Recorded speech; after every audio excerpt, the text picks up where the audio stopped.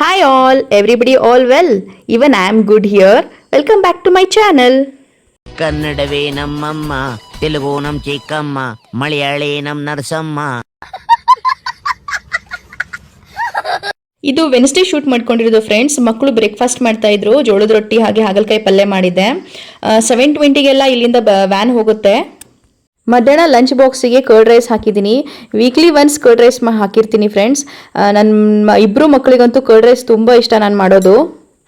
ನಮ್ಮ ಗೌಡ್ರು ಕೂಡ ಮಕ್ಕಳು ಶೂ ಪಾಲಿಷ್ ಮಾಡ್ತಾ ಇದ್ರು. IT ಹೆಡ್ ಮಕ್ಕಳು ಶೂ ಪಾಲಿಷ್ ಮಾಡ್ತಿರೋದನ್ನ ನಾನು ಬೇರೆ ಅದನ್ನ ವಿಡಿಯೋ ತಗೊಂಡೆ ಫ್ರೆಂಡ್ಸ್. ತುಂಬ ನೋವಾಯಿತು ನನಗೆ. నీకు మాన మర్యాద ఉందా ఇంట్లో ఉంది ಬೆಳಗಾಂ ಕುಂದ. ಮಕ್ಕಳನ್ನ ಸ್ಕೂಲಿಗೆ ಕಳಿಸ್ಬಿಟ್ಟು ಆಮೇಲೆ ನಾವು ಕೂಡ ಫ್ರೆಶ್ ಅಪ್ ಆಗಿಬಿಟ್ಟು ಬ್ರೇಕ್ಫಾಸ್ಟ್ ಮಾಡಿದ್ವಿ ಇಬ್ರು ಕೂತ್ಕೊಂಡು. ನಂತರ ಇವರು ಕೂಡ ಡ್ಯೂಟಿಗೆ ಹೋಗ್ಬಿಟ್ರು. ನಾನು ನೆನೆ ಹಾಕಿರೋದನ್ನ ಫ್ಲಾಕ್ಸ್ ಸೀಡ್ಸ್ ಏನಿತ್ತಲ್ಲ ಅದನ್ನ ತೊಗೊಂಡ್ಬಿಟ್ಟು ಬಾಯ್ಲ್ ಮಾಡೋಕೆ ಇಟ್ಟಿದ್ದೀನಿ ಫ್ರೆಂಡ್ಸ್. ಅಂದರೆ ಹೇರ್ ಪ್ಯಾಕ್ ಮಾಡ್ಕೊಳ್ಳೋಣ ಅಂದ್ಬಿಟ್ಟು. ಇವಾಗ ನಾನು ನೀರೇನು ಶೋಧಿಸ್ಕೊಳ್ಳಿಲ್ಲ, ಅದೇ ನೀರನ್ನೇ ಹಾಕಿಬಿಟ್ಟು ಇನ್ನೂ ಎಕ್ಸ್ಟ್ರಾ ಬೇಕಾಗುತ್ತೆ ಅಂತ ಆ್ಯಡ್ ಮಾಡಿದೆ. ಇದನ್ನು ಸರಿಯಾಗಿ ಬಾಯ್ಲ್ ಮಾಡಬೇಕಾಗತ್ತೆ. ಎಷ್ಟು ಅಂದರೆ ಸ್ಪೂನ್ ಹೀಗೆ ಸ್ಟಿರ್ ಮಾಡ್ತಾ ಇರಬೇಕು ಫ್ರೆಂಡ್ಸ್. ಆವಾಗ ಲೋಳೆ ಲೋಳೆ ಥರ ಬರುತ್ತೆ. ಆಮೇಲೆ ಸ್ವಲ್ಪ ತಿಕ್ ಆಗ್ತಾ ಬರುತ್ತೆ. ಅಲ್ಲಿ ತನಕ ನಾವು ಬಾಯ್ಲ್ ಮಾಡಬೇಕು. ನಾನು ಇದನ್ನು 2 ಟೈಮ್ಸ್ ಮಾಡ್ತೀನಿ. ಅಂದರೆ ಒಂದು ಸಾರಿ ತಿಕ್ಕಾದ್ಮೇಲೆ ಅದನ್ನು ಒಂದು ಪಾತ್ರೆಯಲ್ಲಿ ಹಾಕ್ಬಿಡ್ತೀನಿ, ಅಂದರೆ ಸೋದಿಸ್ಕೊಂಡ್ಬಿಡ್ತೀನಿ. ಮತ್ತು ಫ್ಲ್ಯಾಕ್ಸ್ ಸೀಡ್ಸ್ನ ಇದೇ ಪಾತ್ರೆಯಲ್ಲಿ ಹಾಕಿ ಇನ್ನೂ 1 ಗ್ಲಾಸ್ ನೀರು ಹಾಕಿಬಿಟ್ಟು ಇನ್ನೊಂದು ಸಾರಿ ಕುದಿಸ್ಕೊತೀನಿ. ಫ್ಲ್ಯಾಕ್ಸ್ ಸೀಡ್ಸಲ್ಲಿ ಇನ್ನೂ ಅದರ ಕಂಟೆಂಟ್ ಇರೋದ್ರಿಂದ ನೆಕ್ಸ್ಟ್ ಟೈಮ್ ಕೂಡ ನಮಗೆ ಜೆಲ್ ಫಾರ್ಮೇಷನ್ ಆಗುತ್ತೆ. ಆವಾಗ ಅದನ್ನು ತೆಗೆದ್ಬಿಟ್ಟು ತಣ್ಣಗಾಗೋ ತನಕ ಬಿಟ್ಟು ಹೇರ್ಸ್ಗೆ ಅಪ್ಲೈ ಮಾಡಬೇಕು.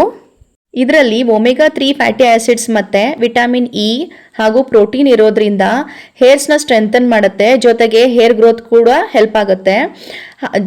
ಜೊತೆಗೆ ಮಾಯಿಶ್ಚರ್ ಲಾಕ್ನ ಮಾಡಿಬಿಟ್ಟು ಹೇರ್ನ ಶೈನಿಂಗಲ್ಲಿಡುತ್ತೆ.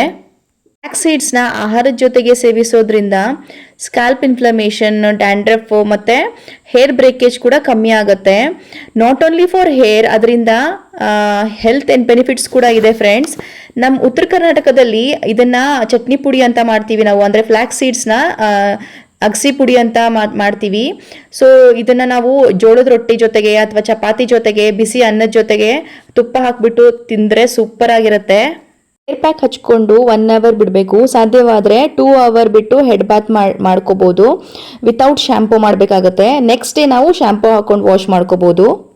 ಹಾಗೆ ಸಾಂಗ್ ಕೇಳ್ದಾಗ ಬ್ಲ್ಯಾಕ್ ಕಾಫಿ ಕುಡಿದ್ಬಿಟ್ಟು ನಾವು ಕೂಡ ರಶ್ಮಿಕಾ ಮಂದಣ್ಣ ಥರ ಟ್ರಾನ್ಸ್ಫಾರ್ಮ್ ಆಗಿಬಿಡೋಣ ಅಂತ ಫೇಸ್ ಪ್ಯಾಕ್ ರೆಡಿ ಮಾಡಿಕೊಂಡೆ. ಭ್ರಮೆ ಭ್ರಮೆ ನೋ ಪ್ರಾಬ್ಲಮ್. ಇವಾಗ ನಾನು ಕೊಬ್ಬರಿ ಎಣ್ಣೆ ಜೊತೆಗೆ ಚಿಟ್ಟಿಗೆ ಅರಿಶಿನ ತೊಗೊಂಡ್ಬಿಟ್ಟು ಫೇಸ್ ಮಸಾಜ್ ಮಾಡಿದೆ. ಫೇಸ್ ತುಂಬ ಡ್ರೈ ಆಗಿಬಿಟ್ಟಿತ್ತು ಅಂತ ಆಯಿಲ್ ಹಾಕ್ಕೊಂಡೆ. ಹಾಗೆ ಅರಿಶಿನದ ಜೊತೆಗೆ ಮಿಕ್ಸ್ ಮಾಡಿದರೆ ಒಳ್ಳೆ ಕಾಂತಿ ಬರುತ್ತೆ ಅಂದ್ಬಿಟ್ಟು ಇದನ್ನು 15 ಮಿನಿಟ್ಸ್ ಬಿಟ್ಟು ಟಿಶ್ಯೂ ಪೇಪರಿಂದ ಒರೆಸ್ಕೊಂಡೆ. ಆಮೇಲೆ ನಾನು ಫೇಸ್ ಪ್ಯಾಕಿಗೆ coffee powder with rice powder mix ಮಾಡಿ ಪ್ಯಾಕ್ ಹಾಕ್ಕೊಂಡಿದ್ದೀನಿ. 10-15 ಮಿನಿಟ್ಸ್ ಬಿಟ್ಟು ವಾಶ್ ಮಾಡಿದರೆ ಆಯಿತು.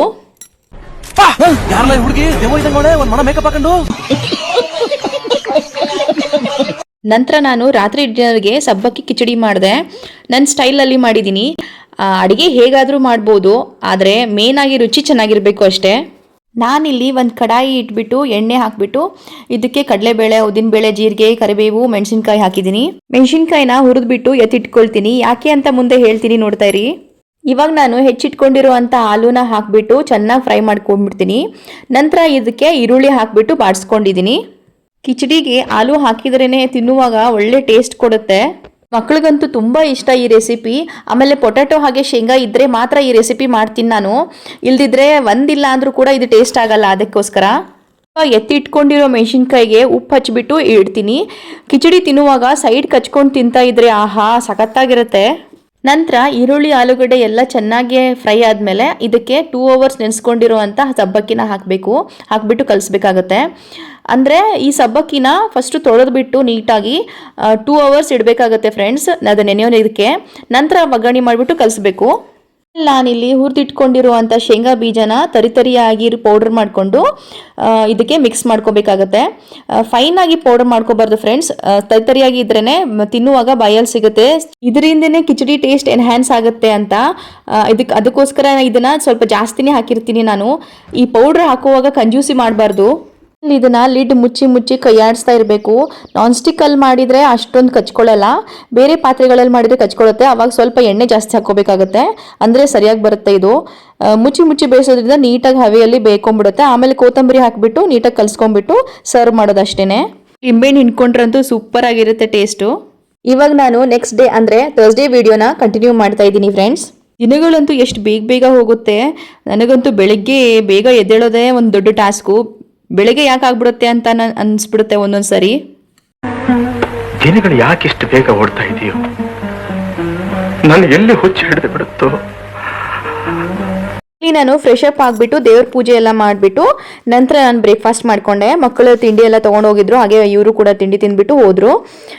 ಆಮೇಲೆ ನಾನು ಇದ್ರದ್ದು ಈ ವಿಡಿಯೋದು ಶಾರ್ಟ್ಸ್ ಹಾಕಿದ್ದೀನಿ ಫ್ರೆಂಡ್ಸ್. ಯಾರೆಲ್ಲ ನೋಡಿಲ್ಲ ಪ್ಲೀಸ್ ಹೋಗಿ ನೋಡಿ ಅಂತ ಹೇಳಕ್ಕೆ ಇಷ್ಟಪಡ್ತೀನಿ. ಆಮೇಲೆ ನಾನು ಹೇರ್ ಪ್ಯಾಕ್ ಹಾಕೊಂಡಿದ್ದೆ ಅಲ್ವಾ ಹಿಂದಿನ ದಿನ, ಅದಕ್ಕೆ ಶಾಂಪೂಯಿಂಗ್ ಮಾಡಿದ್ದೆ ಫ್ರೆಂಡ್ಸ್. ಹೆಡ್ ಬಾತ್ ಮಾಡಿದ್ದೀನಿ. ತುಂಬ ಚೆನ್ನಾಗಿ ಅನಿಸ್ತು. ಹೇರ್ಸು ಒಂಥರ ಸ್ಮೂತಾಗಿತ್ತು, ಹಾಗೆ ಫೇಸ್ ಕೂಡ ತುಂಬ ಸ್ಮೂತಾಗಿ ಇತ್ತು. ಇದ್ರದ್ದು ಎಫೆಕ್ಟ್ ಚೆನ್ನಾಗಿ ಬಂದಿದೆ ಫ್ರೆಂಡ್ಸ್. ನೀವು ಕೂಡ ಟ್ರೈ ಮಾಡ್ಬೋದು. 15 days ಒನ್ಸ್ ಅಥವಾ ವೀಕ್ಲಿ ಒನ್ಸ್ ಮಾಡಿದರೂ ಪರವಾಗಿಲ್ಲ, ಚೆನ್ನಾಗಿರುತ್ತೆ. ಇಲ್ಲಿ ನಾನು ಬ್ರೇಕ್ಫಾಸ್ಟಿಗೆ ಅಂದ್ಬಿಟ್ಟು ರೊಟ್ಟಿ ಮಾಡಿದ್ದೆ, ಜೋಳದ ರೊಟ್ಟಿ ಜೊತೆಗೆ ಕ್ಯಾಬೇಜ್ ಪಲ್ಯ. ಅದಕ್ಕೆ ಹುರಿದಿರುವಂಥ ಶೇಂಗಾ ಮತ್ತು ಹುರಿದಿರುವಂಥ ಮೆಣಸಿನ್ಕಾಯಿ ಇಟ್ಕೊಂಡಿರ್ತೀನಿ ಫ್ರೆಂಡ್ಸ್. ಟೇಸ್ಟ್ ಚೆನ್ನಾಗಿರುತ್ತೆ ಅಂದ್ಬಿಟ್ಟು. ನಮಗೆ ಇಷ್ಟ ಅದು ಮೆಣಸಿನ್ಕಾಯಿ ಪಕ್ಕಕ್ಕಿದ್ರೆ ತಿನ್ನೋಕ್ಕೆ. ಖಾರ ಅಷ್ಟೊಂದು ಖಾರ ಇರಲ್ಲ ಮೆಣಸಿನ್ಕಾಯಿ, ಅಷ್ಟೇ ಮೀಡಿಯಮ್ ಆಗಿರುತ್ತೆ. ಸೊ ಅದಕ್ಕೋಸ್ಕರ ತಿಂತೀವಿ.